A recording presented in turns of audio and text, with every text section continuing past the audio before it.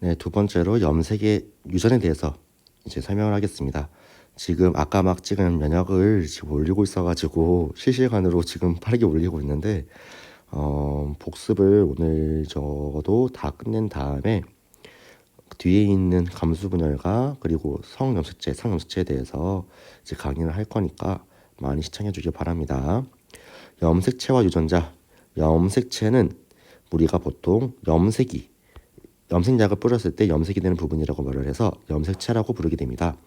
이러한 염색체는 염색사가 응축된 구조로 유전 정보를 저장하고 세포 분열 시에 이제 이 염색체가 탈세포로 이동해서 유전 정보를 전달하는 역할을 하게 됩니다.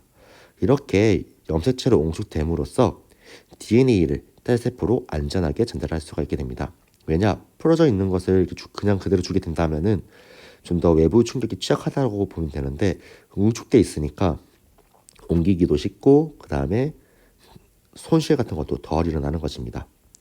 이러한 염색체는 세포 분열 시 보통 관찰되게 되는데 유전 물질은 DNA를 포함하고 있고 감기 때는 염색사의 형태로 있으므로 염색체의 관찰이 어렵습니다. 염색체는 우리가 DNA와 히스톤 단백질로 이루어져 있다라고 말을 하게 되는데 이러한 이제 구조를 우리는 뉴클레오솜이라고 말을 하게 됩니다. 뉴클레오솜은 DNA가 히스톤 단백질을 두 바퀴 반 정도 감고 있는 구조를 나타내게 되는데 이러한 뉴클레오솜이 모여가지고 염색사를 이루게 되고 염색사가 응축돼서 염색체를 이루게 되는 것입니다. DNA 안에는 유전자가 있다는 것을 다 알고 있겠고 아래에 있는 이 그림을 봅시다. 이때 S기를 지난 이제 세포 같은 경우에서는 염색체로 응축이 되게 되면서 염색 분체를 두 개 만들게 됩니다. 이때 1번 염색 분체와 2번 염색 분체는 1번 염색 분체와 2번 염색 분체는 같은 DNA를 가지게 되는데요. 이것은 왜냐하면은 S기를 거쳐서 염색 분체 1에 있던 DNA가 그대로 똑같이 복제가 되어서 염색 분체 2가 되는 것이기 때문에 염색 분체 1과 염색 분체 2의 DNA나 유전자의 구성은 항상 같습니다. 이때 염색체에서는 동원체라는 구조가 발견되게 되는데 동원체는 이 부분 두 개의 자매 염색분체 1과 염색분체 2를 자매 염색분체라고 말하겠는데 이런 자매 염색분체를 이어주고 있는 것을 동원체라고 부르게 됩니다. 이때에서 동원체는 염색체 개수를 세는 기준으로 작용하게 되는데 염색분체가 두 개더라도 동원체가 한 개이므로 염색체는 한 개입니다. 여기 있는 거는 읽어보면 될 것 같고요. 이런 동원체들은 세포 분열 시 방추사의 부착 지점이고 아래 있는 내용은 아까 설명했던 거니까 넘어가겠습니다.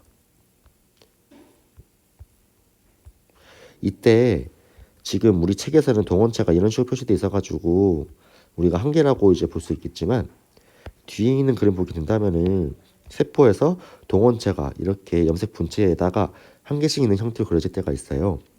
이때에서도 이제 여러분들이 그럼 이거 염색체 두 개가 아니냐 착각할 수가 있게 되는데 이때 자매 염색 분체가 붙어 있으면은 그림은 이렇게 그려져 있지만 동원체가 한 개라고 취급하고 염색체를 한 개라고 보게 됩니다. 지금 종이 쳤네요.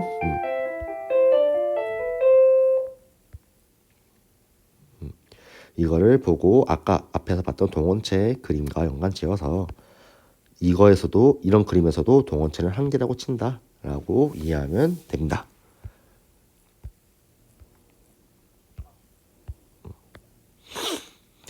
유전자, DNA, 염색체, 유전체에 대한 설명은 간단하게 보면 될 것 같고요. 유전체는 한 개체가 가진 모든 염색체를 말하는 거고요. 모든 유전 정보를 말하는 거고 이 안에는 각각 개별 유전자가 들어가 있게 됩니다. 그리고 이런 유전자는 DNA 위에 있으며 DNA와 히스톤이 뭉쳐서 염색체가 이루어진다라는 그런 상관관계를 이해하면 될 것 같습니다. 추가적으로 연관과 연관군을 말하겠습니다. 선생님이 한번 언급을 해줬는데요. 우리 인간의 염색체는 46개 있기 때문에 전체 우리 3만 개나 되는 인간의 유전자를 다 담게 따로따로 담을 수가 없습니다. 그래서 하나의 염색체 위에서는 여러 개 유전자가 있게 되는데 이러한 여러 유전자가 한 염색체 위에 있는 현상을 연관이라고 부르게 되며 이렇게 여러 개의 유전자들이 한 염색체 위에 있는 것들을 연관군이라고 부르게 됩니다.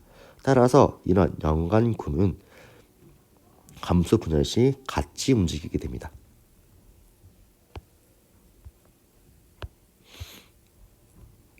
여러분들이 핵형과 핵상을 많이 헷갈려하는 것 같고 그 다음에 자매 염색번체와 상동 염색체를 헷갈려하는 것 같아요. 그래서 핵형 분석을 설명해 주면서 상동 염색체 또한 설명을 해주겠습니다.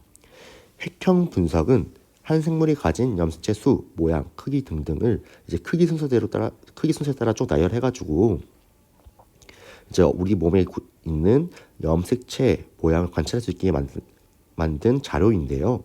이렇게 같은 종의 생물에서는 성별이 같으면 핵형이 같게 됩니다. 왜냐? 성별이 다르면 XX냐, XY냐가 나눠지게 되잖아요. 같은 종이면 상염색체는 모두 다 같은데 성별이 다르면은 성염색체가 달라질 수가 있습니다. 그래서 같은 종의 생물에서는 성별이 같으면 핵형이 모두 다 같다라고 말하게 되는 것입니다.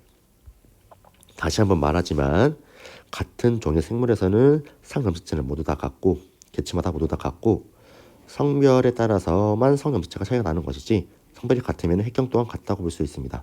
따라서 핵형은 생물 종의 고유한 특성이다 라고 말할 수가 있게 됩니다.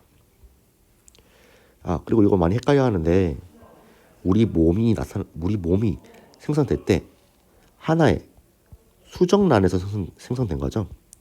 수정란이 나날을 통해서 점점 세포수를 불려나가게 되고 우리 몸을 구성하게 되는 것인데 이때에서도 마찬가지로 수정란은 S기를 거치게 됩니다. 그래서 원래 하나의 핵만 있는 것이 S기를 거쳐서 다시 딸세포가 만들어지게 되고 핵이 2개 생기게 되고 세포가 2개 생기게 되고 핵이 2개 생기게 되고 다시 또 세포가 4개 생기게 되고 이렇게 점점 세포수를 늘려가게 되는데요. 원래 이 우리 몸 전체 세포의 조상이라고 말해야 되나? 원형이 되는 것은 수정란이기 때문에 우리 몸에 있는 모든 세포는 생식세포를 제외한 모든 세포들은 핵이 같습니다. 핵에 들어있는 유전 정보가 모두 다 같습니다. 그걸 파악하기 바래요. 그래서 간이나 뇌나 들어있는 정보는 모두 다 같은데 어떤 정보가 발현되느냐에 따라서 간세포가 되기도 하고 뇌세포가 되는 것이기도 합니다. 것입니다.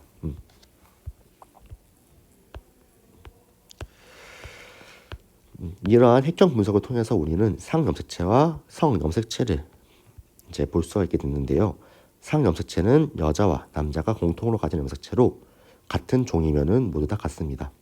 사람은 22쌍, 44개입니다.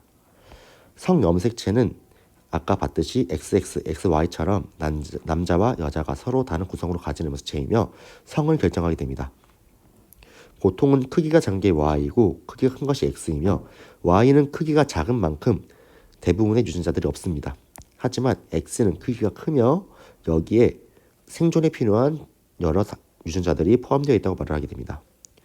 위에서 설명을 들었듯이 X랑 Y는 서로 들어있는 대립 유전자의 구성이 다르게 되며 종류 또한 다르게 됩니다. 그 다음은 상동 염색체입니다.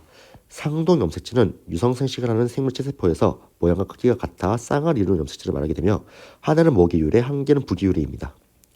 위에 보게 된다면은 1번 염색체에서 2개의 염색체의 모양이 같게 됩니다.